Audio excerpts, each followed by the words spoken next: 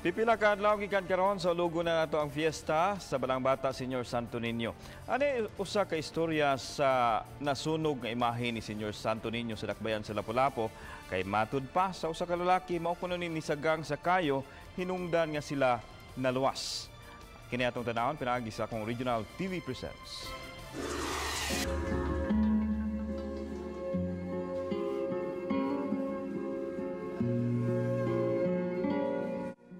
Glenn Mabalod, devoto ni Senior Santo Niño. Among Santo Niño kay 12 ka tuig na namo. Nakasinati mi og dakong sunog diri sa amo ang subdivision.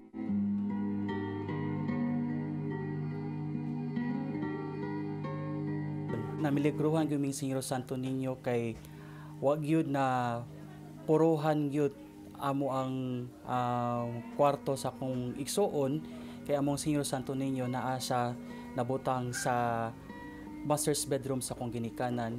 Gipanalipdan mi nga dili gyud mo katag ang kayo nga makaugdaw gyud sa among tibuok balay. Natabangan mi sa milagrosong bata nga kaming tibuok pamilya nako nakaluwas gyud mi sa trahedya.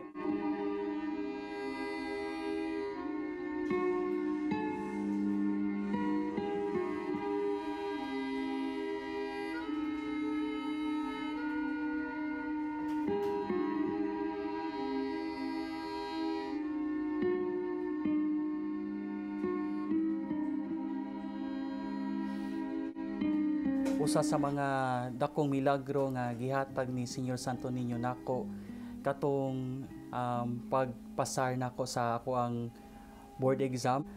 An hour before ko mag-take sa board exam ato, akong ginikanan ni pray over nako atubangan ni Senior Santo Niño nga makapasar ko, matabangan ko sa ako ang licensure exam ato aron mapasar gyud nako.